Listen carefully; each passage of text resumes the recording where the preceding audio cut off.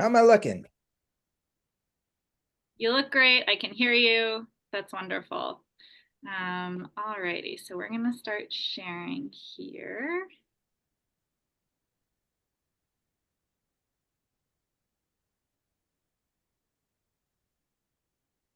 Right. Look at this. Please stand by. Please stand by. I cannot be held responsible for this graphic. This was made before my time at the Guild, and it's great. Uh, So yes, uh, welcome everyone. Thank you all for joining. This is like a very well attended happy hour, which makes me so happy. Some new folks who, I don't know, maybe haven't joined us for happy hours before. So please post your social media handles in the chat so folks can follow each other after this happy hour is over. Um, I have some prepared questions for Cal, but I also want to make this as interactive as possible. So as always, you can put questions directly in the chat box, or you can sort of private message them to me. If you submitted questions ahead of time, I will make sure to ask those. And just thanks again for being here. I am going to let my esteemed colleague and friend Dawn introduce Cal because Dawn is so instrumental in making this happen. Dawn and I were just talking while we were in Chicago about like amazing reporters and journalists and media folks that we know, and Dawn was just like casually like, oh yeah, like I know Cal and he might come talk to us. So anyway, Dawn, please please introduce our guest today. I am absolutely delighted. Thank you, Kate. I am absolutely delighted to introduce Cal. And when I'm done, I will ask Cal to also share his social medias so that we can all follow him. But we are all beer people on this call, so we probably all remember those Dos Equis commercials with featuring the world's most interesting man. I am I am pretty sure that that fictional character was actually based on the very, very non-fictional Cal Fussman. As most of you have seen from the invitation to this happy hour, Cal served as the head sommelier for the #1 wine-selling restaurant in the world. He has trained with Muhammad Ali in Ali's private gym. He has competed in the World Barbecue Championships. He has boxed against Julio Cesar Chavez. He has imbibed with Hunter S. Thompson. He is the world's most interesting man. But the reason he's joined us here today is he is a master interviewer. As a journalist and writer, Cal has interviewed such luminaries as Mikhail Gorbachev, Richard Branson, Nelson Mandela, Serena Williams, and literally hundreds of others. He even once interviewed the Dawn of Beer. That's right. Larry King, himself a master interviewer, was so impressed by Cal's interviewing skills that he invited Cal to join him for breakfast every day, which Cal did every day for several years. So, but now Cal hosts a podcast called Big Questions. I would ask you all to like and subscribe it on your favorite podcasting platform. And he is a highly sought public speaker on the importance of asking the right questions. Cal. That was some intro. The Dawn of Beer comes through again.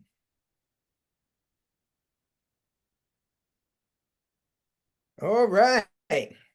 So, how would you like this evening to proceed? Yeah, well, did we miss anything? I think that's my first question. Well, you know what? We got Nelson Mandela, Mikhail Gorbachev, Leonardo DiCaprio. Don't get me started. As Kevin Bacon said, Bob Dylan once told me never drop a name. Well, too late. Too late. Excellent. Well, thank you, Dawn, for the intro, and thanks again, Cal, for joining us. This was not a prepared question, but what does Larry King eat for breakfast? Does he switch it up, or does he eat the same thing every morning? You know, he switched it up a little. we would eat at a deli in Beverly Hills called Nate and Al's. Hmm. So a lot of it was bagels and lox. And then he actually got his own place, Brooklyn Water Bagel, down the street. And so it was pretty much the same fare there. And he hated eggs, absolutely hated eggs, would never order eggs. I love eggs, but okay, understandable, I guess. I, I made up for it. Excellent. Well, to kick off our discussion today, I wanted to ask, so all of us here on this Zoom are united by covering beer, telling stories about beer. Some of us might call ourselves reporters or journalists or podcasters. Some might say they're storytellers. What do you refer to yourself as professionally? Well, I'm a man of many fedoras. And so I guess you would call me a raconteur at heart. I love telling stories, but with ears the size of satellite dishes, because I love to listen. So it's a rare combo. Not many people like to listen as much as they like to talk. And how many reporters do we have among us tonight? Chime in the chat, folks, or just say, ish. I tend to call myself a reporter, but I think couple other people on this call would.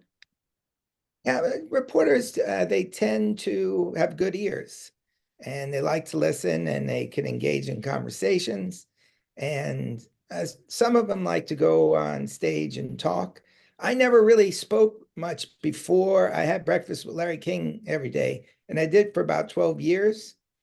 And what happened is he was asked to go speak on a cruise ship in front of a bunch of entrepreneurs. And the thing about Larry King is he could never say no to people. So whatever you asked him, he always said yes, even if he couldn't possibly do it, because he booked himself out like 5 times in the same night. And then somebody had to do the dirty work and call in and say, no, Larry can't be there. So when Larry said yes, I knew he hates water, didn't even like to be long in the shower.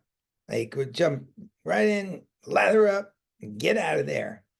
So when the time of the cruise approached, he said no, and I was asked to sort of fill in, take a spot. And I got up to speak, and it's the strangest thing, but all of a sudden, it was almost like Larry came out.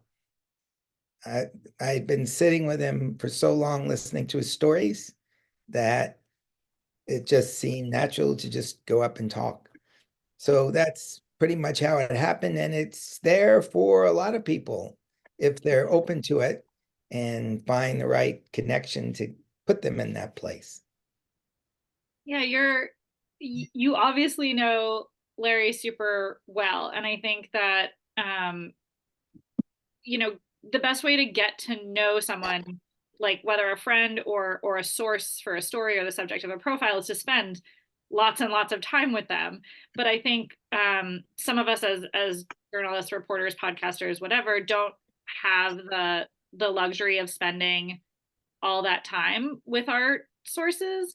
Unfortunately, are there ways to get to know people more quickly, or is there really no shortcut to something like that? Well, I think the shortcut is to be able to meet them and befriend them.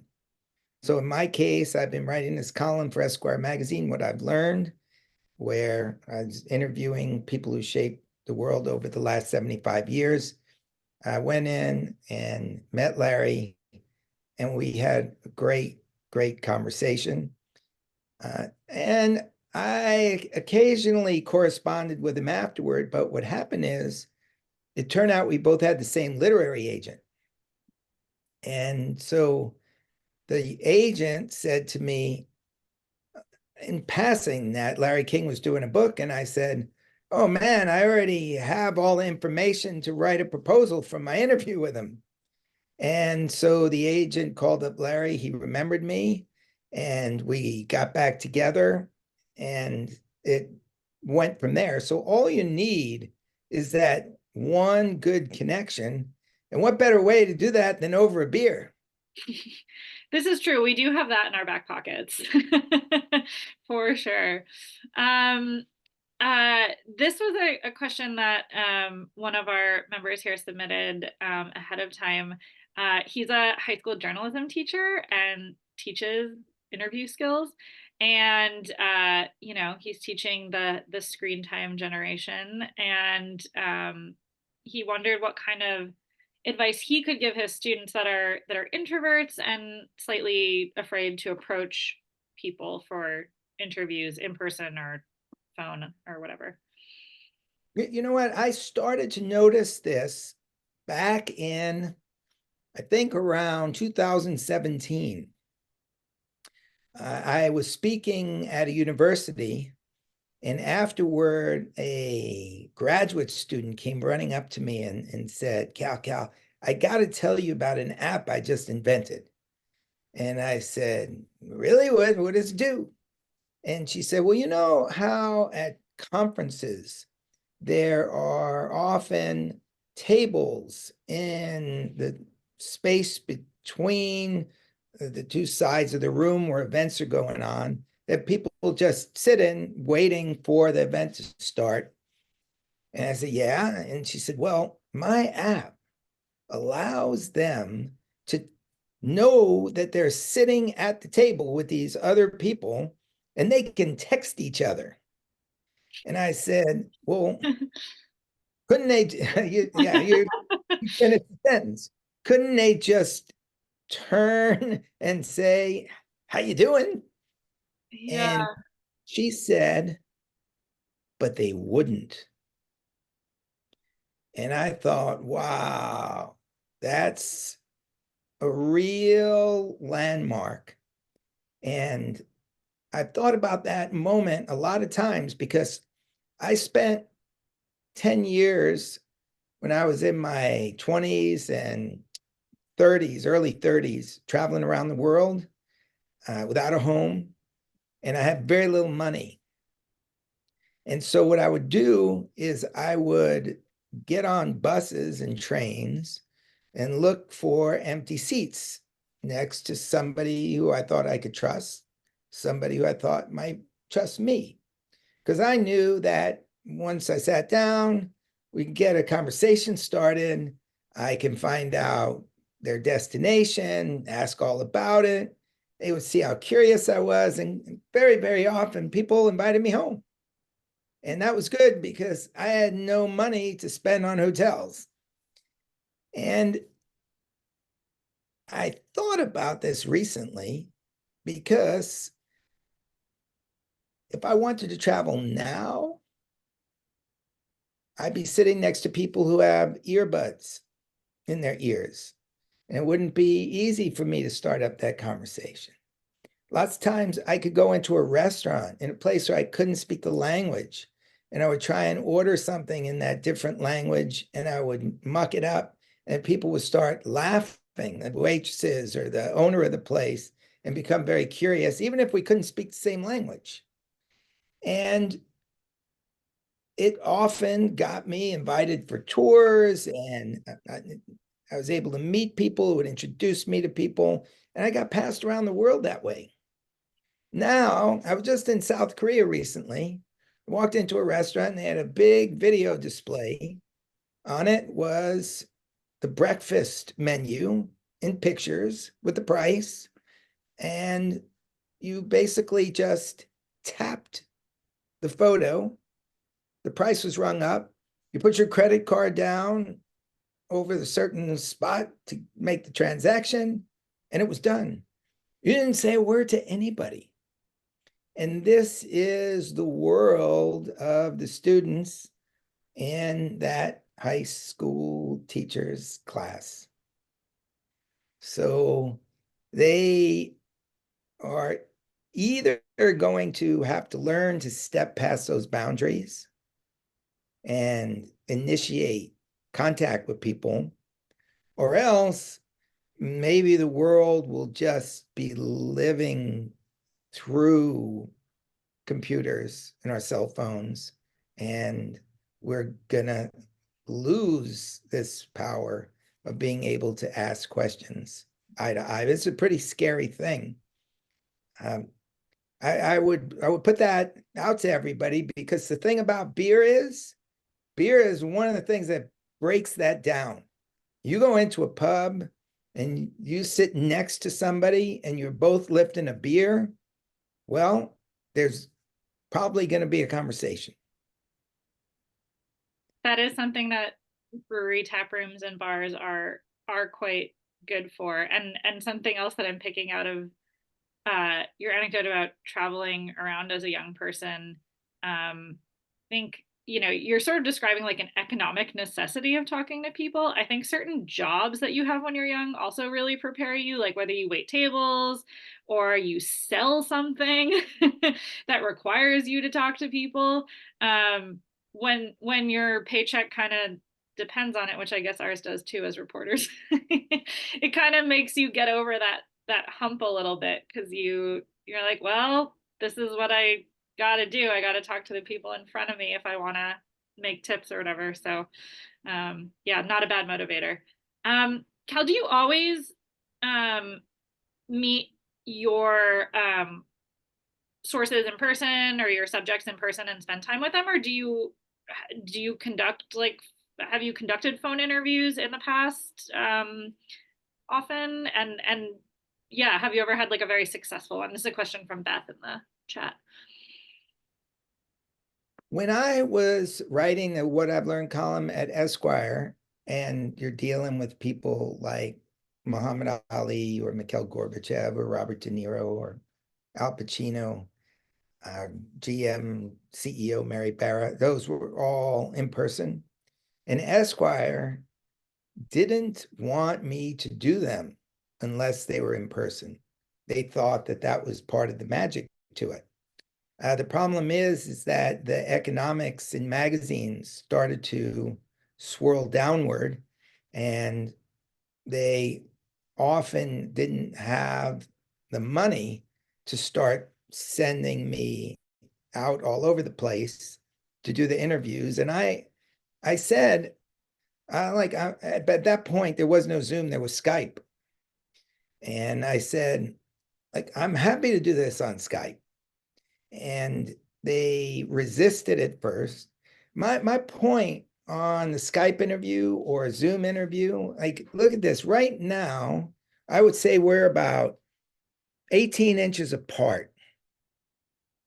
If we were interviewing each other in real time, there's no way we would be this close. And so I have no problems, and I would pass this on to all of those high school students, that they can be very close to somebody through a computer screen, sometimes closer than in real life. A lot of times in real life, people want space. So I think it's very easy to do. I've been doing them pretty much all online since COVID, because during COVID, I couldn't do them face to face. And it kind of works great because they're easily recorded that way. You don't have to bring in a film crew. It became economically viable. So it sounds like you would recommend, though, you like the face-to-face versus the telephone. Like the phone is less intimate or less personal. I've done them by phone too. And as I mentioned earlier, my ears are really good. I can kind of see with my ears. I can hear things and sort of feel what's beneath the words. So I think it's actually really good training to do phone interviews, because it just makes you pay attention when you're listening. Like it's like listening like you're a musician. And what I mean by that is all musicians have to really listen to create the music or to execute it properly. In fact, Peter Martin, the fifth Beatle, he was their producer. I remember him telling me that when the Beatles would record, he would then play it back, and all four of them would be listening, and they would be listening for their own voice or their own instrument first, which is why he said you needed the producer who was listening to the whole thing. But musicians have very, very focused ears. And I think we could all benefit by listening like that. There's nothing worse for me than listening to my own, I don't know, voice on a podcast, or listening back to a recording of my interview so I can transcribe it. Oh, it's the worst. Oh, you know what? I bet you if you ask everybody listening, and they can put it on a chat, if they like your voice or not, Oh, you're gonna get more positives than you may not get one negative. I want to see these results. That's very kind of them. And they might feel obligated to be nice, but look, no, I'm asking about Kate's voice now. oh boy. Okay, let's do this. You know what? This is a really good test. Look at that. Thumbs up from Dave. Oh, Beth, stop it. Kate's voice is like an ancient fairy, soothing. Oh man, I have enjoyed everyone. Oh man, look at this. Oh, you know, Cal, you're gonna get invited back every month with these tactics. Oh man, look at oh this. my God. All right. We've proved our point. Here's the thing. I'm now going to ask everybody what they think of their own voice. And I guarantee that the results are going to be a lot lower, that there are going to be people who feel the same way. They don't like to hear their own voice. And this test has proved for once and for all that your voice is better than you think.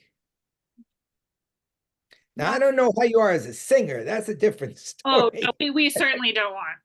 No, we don't.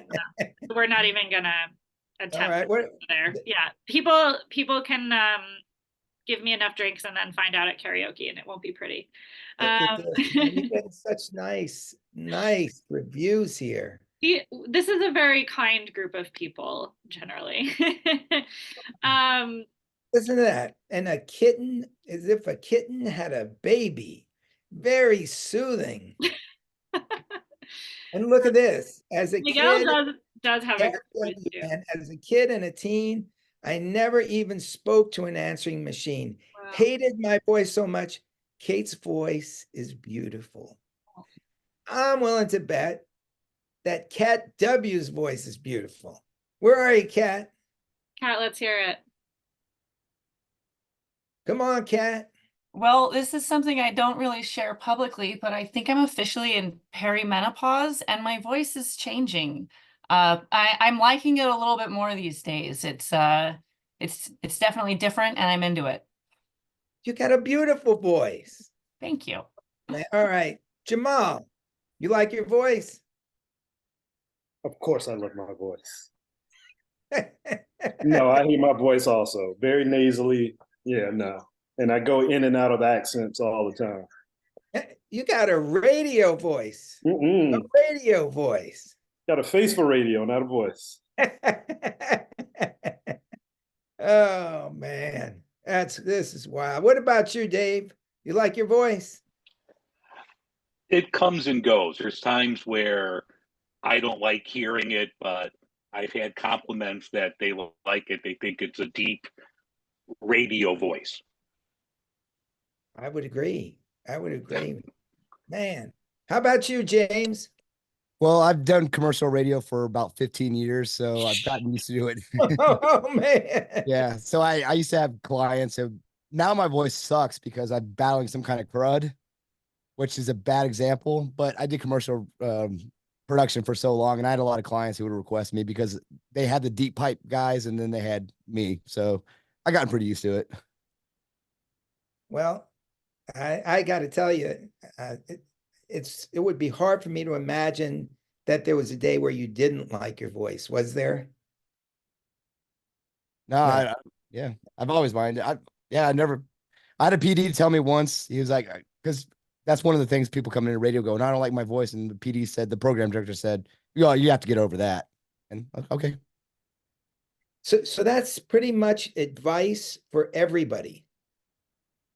Now, are there voices that are no good? I mean, Fran Drescher made it work, so like an iconic voice, I guess that's where that tips into now it's like it's so its own thing that it's you, it's who you are. You know what? That's another thing. Having an authentic voice that's only you is something that like we should never ever frown upon because it's just part of what makes you stand out from everybody on the planet. So yeah, uh, I am glad if for no other reason, Kate, you will never think of your voice the same way after tonight. Oh my gosh, that's so nice. Thank you. Yeah, yeah, you're right. I will not I will not have the same hesitancy in listening to like having to review podcast episodes or something like that. So yeah, thank you for that. Wow. No wonder people like talking to you. It's like free therapy. This is fantastic. um, Can I chime in? please, yeah. Please. Cal, as you are interviewing people, is that charm that you just displayed part of getting people to relax and give you good information? I think it's interesting you use the word charm because I never quite saw myself as charming, but I did aim to make people, number one, feel safe, and two, feel comfortable. I was almost like if somebody would show up at my office or in my house for an interview, I felt like I was the host. And they were coming to my door. I wanted to make them feel at home. And so it was more a sense of welcome to my home than it is let me be charming. Because comfort goes a long way. Man, coming back to beer, man, you walk into a bar where people have been sitting and drinking for like 80 years. Now there may be a charm to that. There may be a charm to the bartender, but ultimately, when you sit in that seat and the beer comes to you, you feel that sense of warmth, comfort, and home, no matter where you are in the world. It's a beautiful thing. I've hardly, unless there were like fights breaking out, I've hardly ever been in a bar that made me feel uneasy. If people were there to have a good time, have a drink, talk, it's one of the most comfortable places in the world. Speaking of comfort and discomfort, maybe, that feeling in a conversation, or I think this happens more in like professional settings, interviews, business conversations, where you just feel like you're not really like getting to the heart of something. You're just kind of like talking in circles and like skating around it, and no one's really saying anything of substance. Kind of feels like you're stuck. Um, how do you unstick that conversation? Because I hate that feeling. It feels very like we all know we're doing this dance and we're not really getting anywhere. I'm curious if you have expert advice on cutting through that. And this is not in an interview, this is in a social setting? No, I would say in an interview, particularly when you're doing kind of like a businessy, or you're there to find out some kind of more business focused thing, and it's just kind of, yeah, you're not really getting to the heart of it. Okay, well, it's funny you use that word, because my way of going about an interview, I call the heart, head, and soul method. And so I always aim to make a connection by aiming my first question for the heart. And if you want, I can tell you a story. It takes a few minutes, but we do have some time, about when I went to interview Mikhail Gorbachev. This was years after he was the leader of the Soviet Union and had taken down the Berlin Wall. And I'll just explain the story and you'll see where the heart, head, and soul method sort of became codified in my mind. So we'll take you back to February 2008, and Gorbachev is coming to New Orleans to speak about abolishing nuclear weapons. Now, this story actually means more to me now than it meant back then, because when you look at what's going on in the world and all of the violence and the death we've seen in that region over the last couple of years, that was everything that Mikhail Gorbachev tried to stop. And he did change the world by taking the Berlin Wall down. He did end the Cold War. He tried to restructure the Soviet Union and was unsuccessful. There was a coup attempt, and shortly after, he was forced to step down. And so he ended up going around the world trying to abolish nuclear weapons and explain to people that, in his own words, there will be no peace. The saying actually was, there will be peace for all, or there will be no peace at all. That was his motto. So that's why this story means more to me in light of the violence. So I'm sitting in a hotel lobby. I got like an hour and a half to ask him any questions I want to fill up Esquire's What I've Learned column. I've done my research. I'm well prepared. I'm ready to go. Phone rings. It's the publicist. Cal, sorry to tell you this, but your interview with Mr. Gorbachev is going to have to be cut short. So now I'm concerned, because this column that I wrote, What I've Learned, was not in my words.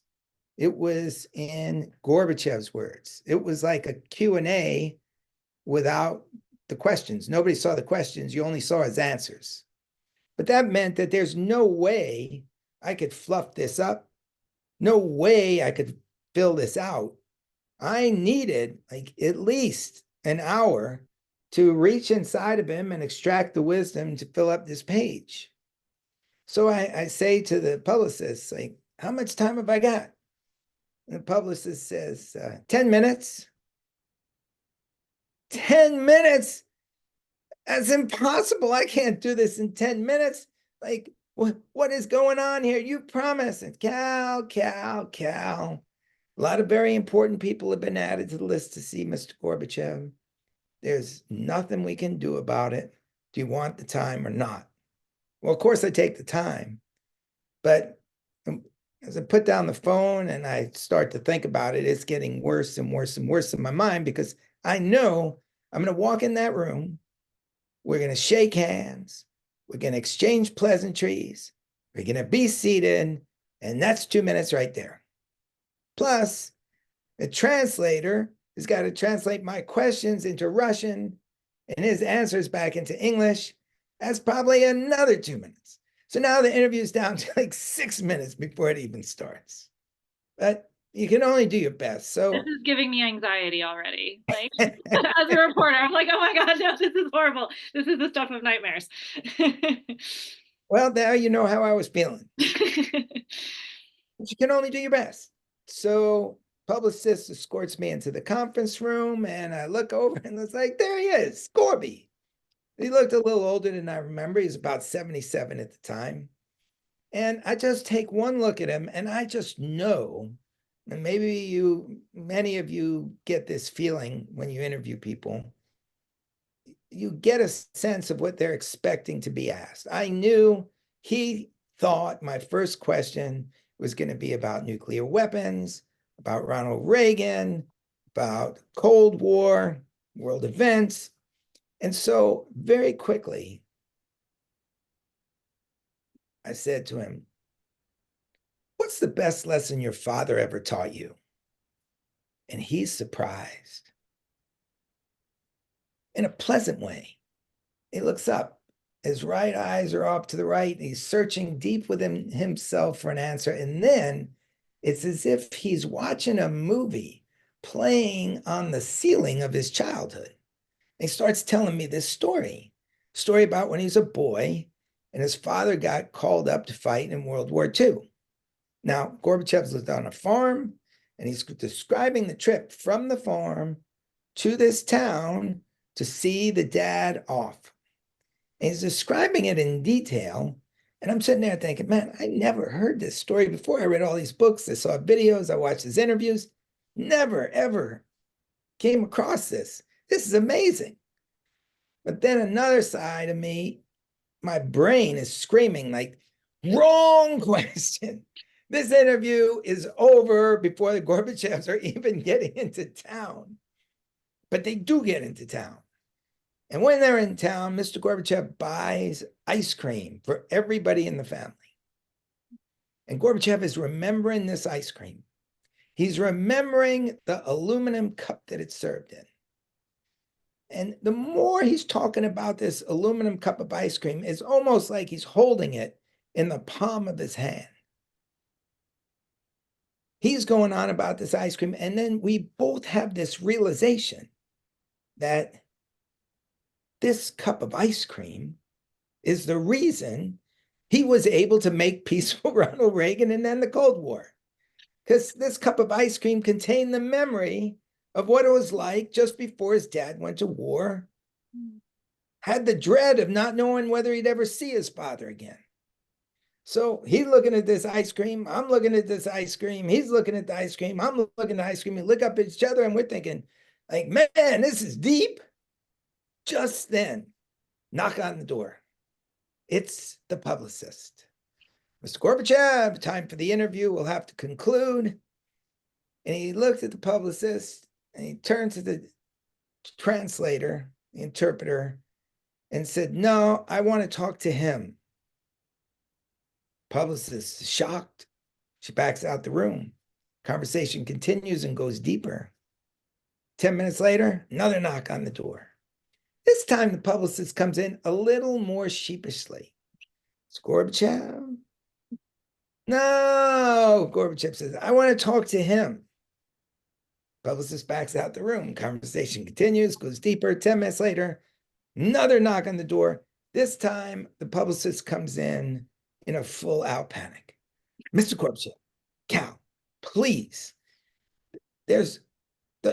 We're never going to be able to fit everything that's scheduled into the program today. There's a long line of people out the door to see Mr. Gorbachev. The mayor is first in line. Please.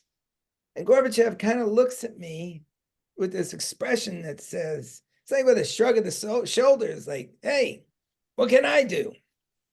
And we happily ended the interview. I had the time to get what I needed to fill the column.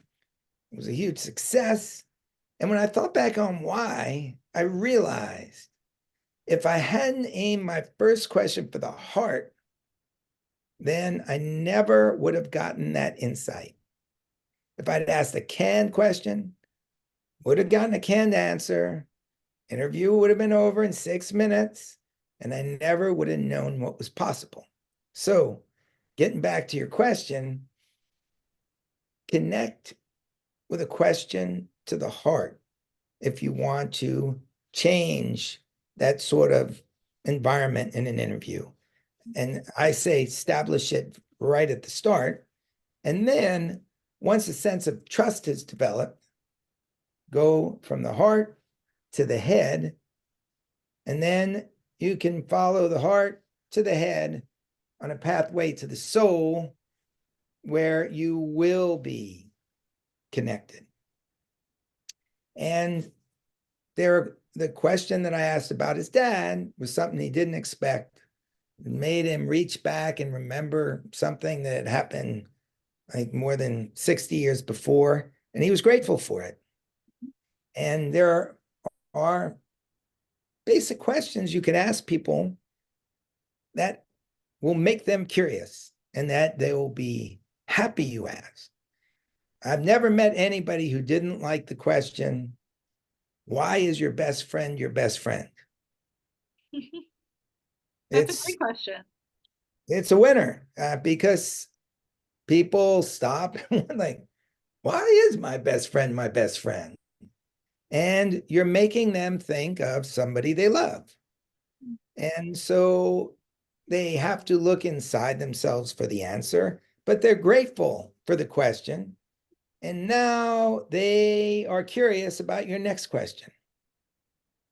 Mm-hmm. So just by aiming that first question from the heart for the heart, you'll be able to shift the whole dynamic of the interview within 30 seconds.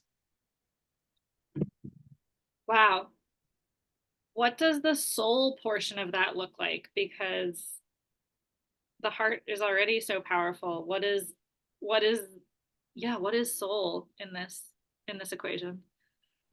Soul is where you're making a connection that is making them, you've got to that point of connection where people have forgotten it's an interview, where the questions are making them so curious that they want to reveal themselves so they can find out the answers for themselves.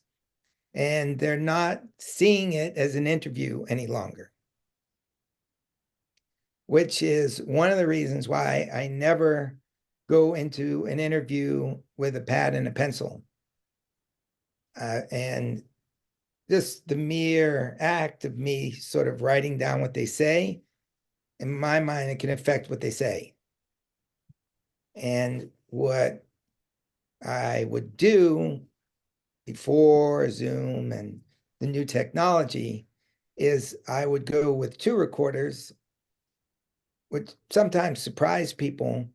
But before, and this was back in the days before the digital recorders where you had this spool of tape going round and round, and it could actually get to the end of the spool and stop, and you wouldn't know it. And so people could be saying the greatest things, and then you'd go back and listen to the tape, and it wouldn't be there.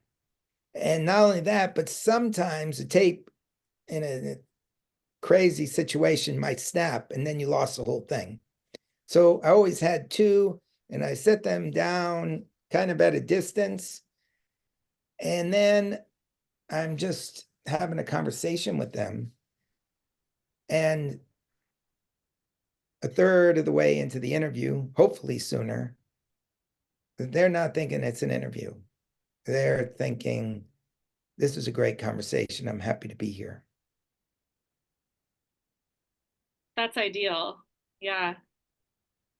Given how much of a rapport you're developing with your interview subject, I think this is a great question. It actually came in from someone ahead of time, and it was based on, I think, your Esquire piece about windows on the world, but this person in their question said it's always interesting when writers use either I or you direct reader address. And I think this is a great question for you because, again, there's so much of you in a conversation with someone. How do you decide when you, the journalist or reporter or whatever, should be part of the story, or when you should directly address the reader. Yeah, if you could speak to that a little bit. Okay. Well, there are stories where it's very natural to insert yourself. I don't know how many people know the actor Gerard Butler, or maybe seen him in movies. He was in the movie 300, Leonidas, the main character. And I, back at a time, I just moved to Los Angeles and I wasn't really versed on like film. Like, of course, I knew the classics, but things that were coming out there, I wasn't that reporter who knew what was at the cutting edge of the industry. Yeah, I got sent to interview Al Pacino and I knew he was the Godfather and Robert De Niro, but somebody like Gerard Butler was becoming a star, even though he'd been in 300. The editors at Esquire had a sense that I wouldn't know who he was. And they said, you know what? This would be funny if we just told Cal to go out to his house and all that we let him know about the story is there's a guy named Jerry. We just want you to interview him for like 15 minutes. In the meantime, they had sold Gerard Butler on a cover story, which with a full photo shoot. So he's expecting this huge star treatment interview. And the guy knocks on the door and says, like, is Jerry here? And he shows up. I have no idea who he is. And I said, I hope you got a sense of humor. And he says, why? And I said, because I have no idea who the hell you are. And then he thought that it was like a practical joke, that he was getting punked. Remember that show on MTV? Yeah. And like he's just like looking around for the punk cameras and just saying, look, I know this is all a setup. And like you're trying to rope me. I said, I have no idea who you are. And so I said, they just sent me to the house and said, ask for Jerry and find out who he is.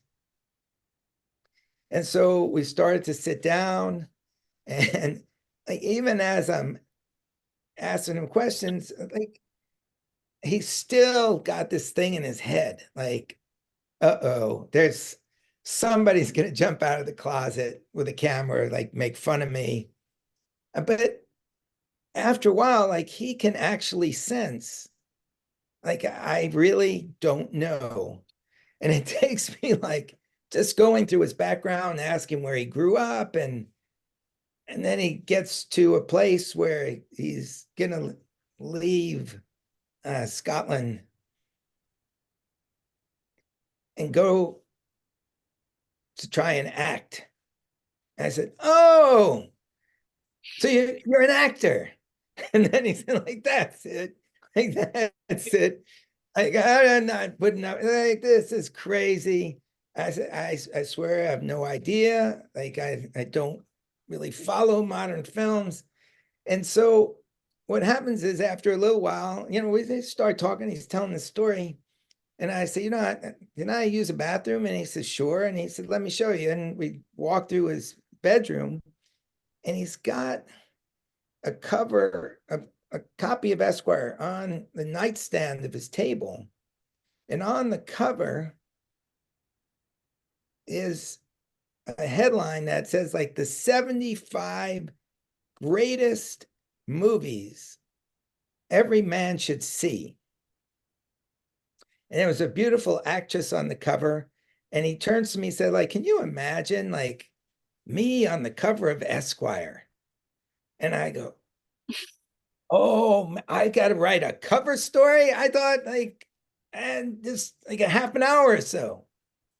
And so that's when like the surprise and shock was on me. And then we got back to sitting down. He said, like, okay, like you saw 300. I said, I swear. I said, oh, you know what? I remember seeing a movie poster of this, like this warrior from ancient Greece in a beard. He says, that was me. And he spent the rest of the time trying to prove that he was like the main actor. He's telling me, like, I was the lead in Phantom of the Opera. And I'm saying, like, get out of here. Like, you can't sing like that. And this goes like on and on till finally, after a few hours, we really talk about making a connection. He actually said, you know what? Like, let me show you my movie room. This is where I watch movies. Like anytime you want to watch some films, I'm not here all the time. You know, call up my assistant. You can come and you can sit here, watch the films on a big screen. So we felt like really tight. And the interview ends. And by the end of the interview, he was like so frustrated that I just had no idea of any of his work. And then as I was leaving, he leaves the room. He said he's already said goodbye, but as I'm about to walk through the door, I hear him blasting the soundtrack to the Phantom of the Opera, and it's his voice. And then he comes down, we both started laughing, and you know, you talk about how you can get close to somebody quick. At the end of that, it was pretty close. And like a few years later, when I bumped into him on the street, it was like a great reunion. I should have taken him up and gone to his movie theater. I didn't. And that is an example of if you get offered something like that, you should definitely take somebody up on it. Well, and there's really no way to tell that story without like your perspective on like who this, without you in this story, because that was the whole like sort of gambit here, is that was he like offended? I'm curious, sorry that we're focusing on was he kind of offended, or was he just shocked? He was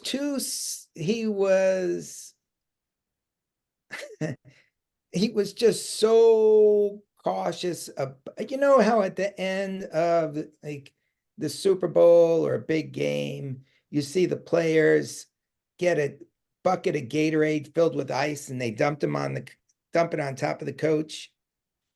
He was waiting for the bucket of ice to come out and be dumped over his head and said, we got you, we got you. Like, so he didn't he didn't seem to be upset, and at the end he didn't seem to be upset. He had a good time, and it became I think a much funnier interview of him having to prove who he was at the point that he was like the star, that he had like 3 or 4 movies coming out.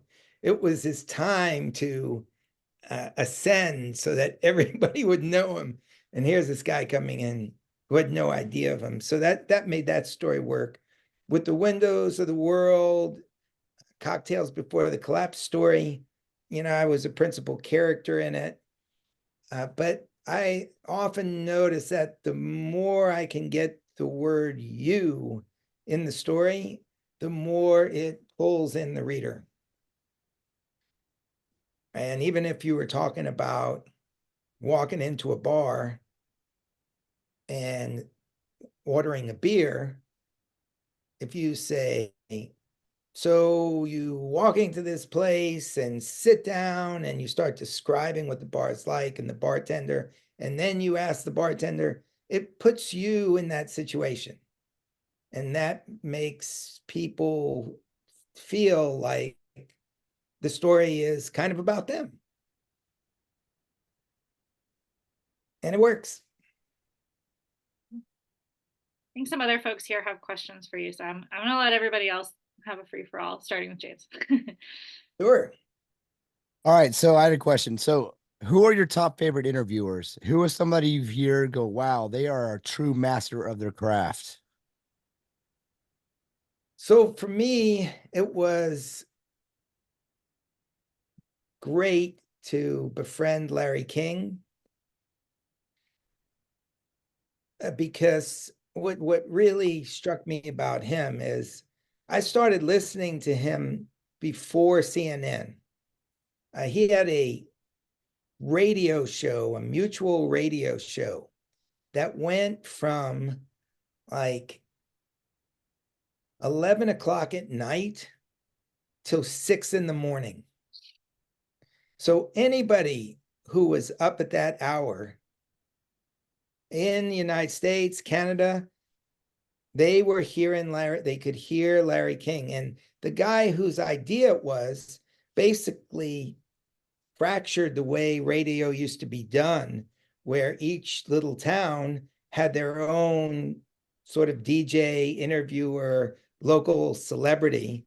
And this guy's name was Ed Little. He made a bet that if you got somebody who was really talented, they would be able to basically take in the whole market. And Larry did. And so when I was in college, I would be driving home from middle of Missouri. I went to school at University of Missouri.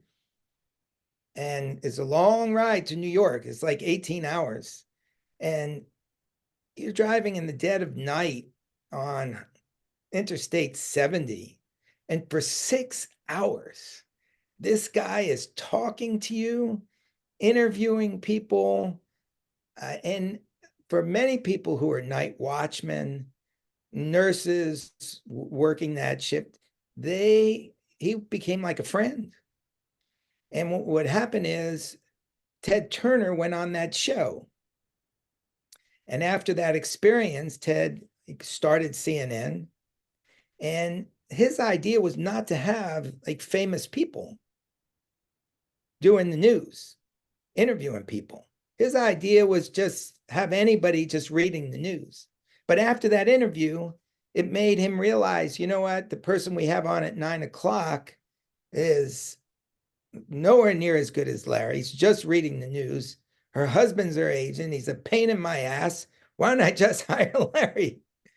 And so, and Larry at first said, I don't want that job. It's on like 9 at night. I want to go to the baseball games before I go to my show at 11.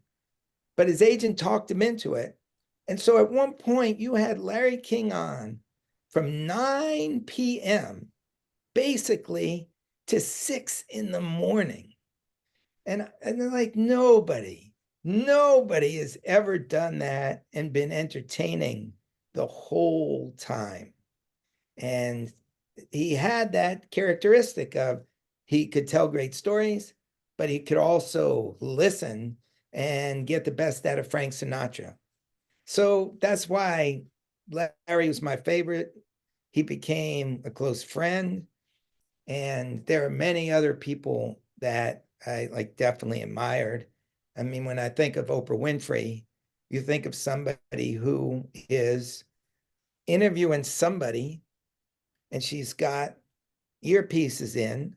So a producer is talking to her while she's interviewing somebody, while she's looking at a TV camera and figuring out how this is going to look at home, while she's looking out at a studio audience that's responding. I mean, that is pretty deep.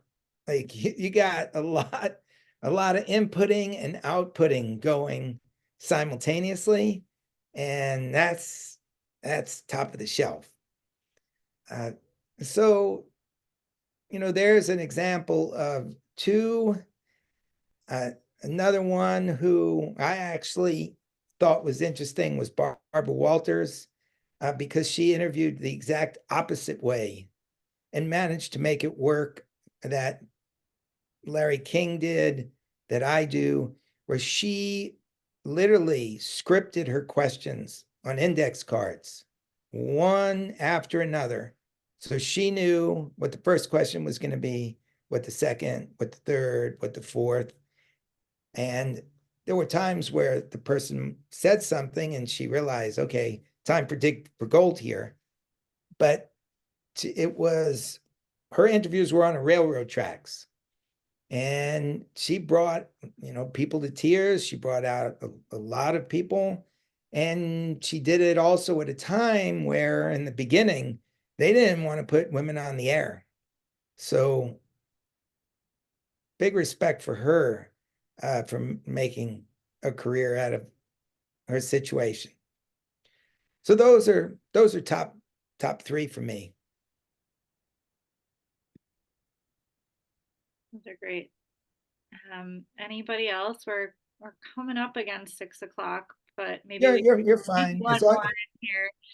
Yeah. If anyone else people have a question for you, if you're cool to stick around for a few more minutes. I'm Yeah, wondering what your approach to preparing for an interview. So you mentioned, with Gorbachev, you prepared like meticulously and you had all this information, you did a lot of research. And then with Gerard Butler, there was no preparation at all. So two kind of very different approaches. How do you approach an interview? What do you do to prepare? Okay, so I have what I call the jukebox method. You remember those old school jukeboxes had the records inside, and you would hit a button or put the coin in, hit a button, and it would call the music that you wanted and play it. And so what I do is I do all the research that I possibly can, and then I sit down with pen and paper, and I just start writing out questions, as many as I could think of. It's just pure curiosity. I don't hold myself back. They don't have to be great questions. They're just, what am I curious about? And I write and I write and I write. And this is a few days before the interview. And then I kind of walk around with them for a few days. And I don't memorize them. It's almost like I'm inhaling them or taking them in by osmosis. And then as the interview is about to arrive, I rip my questions up. It's kind of a symbol that I'm not going in like Barbara Walters with a stack of index cards, or many interviews you see, they have a legal pad in front of them. I'm going in to have a conversation. I don't want them to think that I'm looking down at my next question. I don't want them to think that they're being interviewed. I want them to think that they're in a conversation with me. So when the interview gets started, and this is where the ears come in, I'm asking a question, or maybe I noticed something. I just mentioned before that I like to go in with 2 recorders, and I would put them down, and most reporters went in with 1 recorder. And I'll never forget, I was sitting down with Richard Branson, and when I put down those 2 recorders, he just went, "Oh man, I can't believe it." And I said, what's wrong? He said, nothing's wrong, but like, I don't know if you know, but I got my start by creating a newspaper / magazine for young people. And I would do interviews with people. And I only had the 1 recorder, the same one with the spools. And lots of times it would be some kind of foul up, and I would like lose what was on the machine or what should have been on the machine, but got cut off. And he said, why didn't I think of that? And then, there you go. You have something happen that I didn't plan on that. I had no question prepared for that. But now we can talk about things that we regretted in life, or things that we wish we had improved on. And now the conversation's just naturally rolling.